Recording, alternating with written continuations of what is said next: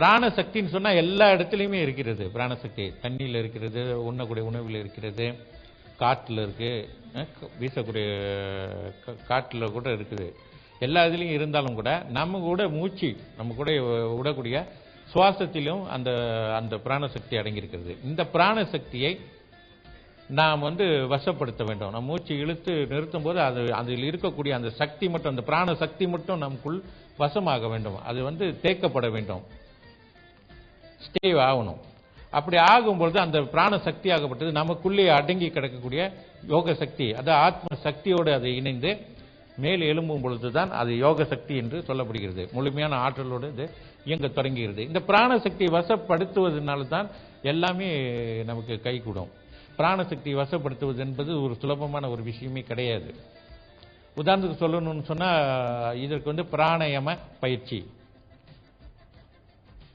பிராணாய பயிற்சின்னு சொன்னா பிராணனை பிராணசக்தி வசப்படுத்தக்கூடியது, அதான் பிராணாயாம பயிற்சின்னு சொல்றது. அதுக்கு என்னன்னா, கடுமையான பிராணாயாம பயிற்சி செய்யணும்னு சொன்னா நிறைய கட்டுப்பாடுகள் இருக்கிறது. இப்ப வாழ்க்கையில இப்ப இந்த ராஜயோகம் அப்படின்னு யோகம் 4 மார்க்கங்கள் இருக்கிறது. அதாவது ஞான யோகம் இருக்கிறது, கர்ம யோகம் இருக்கிறது, அதே மாதிரி பக்தி யோகம், ராஜயோகம் அப்படின்னு 4 மார்க்கங்கள் இருக்கிறது. இதுல ராஜயோகம் என்பது எந்த ஒரு சந்தேகத்திற்கும், எந்த ஒரு குழப்பத்திற்கும், எந்த ஒரு கேள்விக்கும் இடமில்லாமல் அது அமைந்திருக்கிறது ராஜயோகம். ஏன்னா நம்ம எந்த முறையை நம்ம கையாளுறோமோ, எந்த அளவில் நீங்கள் சாதனைகள் செய்கிறீங்களோ, எந்த அளவில் பயிற்சியோ அதுக்கான பலன்களை உடனுக்குடனே அது உருவாக்கக்கூடிய தன்மையில் இருக்கிறது. ஆதாரபூர்வமாக உங்களுக்கு அது பதில் அளிக்குது ராஜயோகம். அந்த வாழ்க்கையில நாம் பயன்படுத்தக்கூடிய வகையில்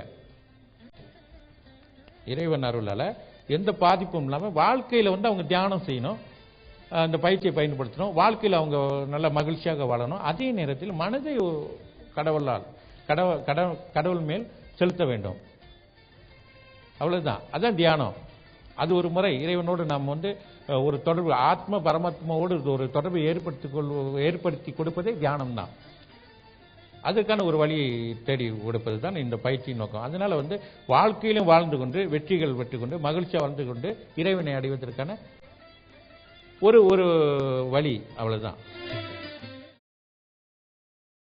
யோகஞான சித்தர் ஓம் ஸ்ரீ ராஜயோக குருவே, உங்கள் நாமம் பாட பாட இன்பம் பொங்கி வருமே.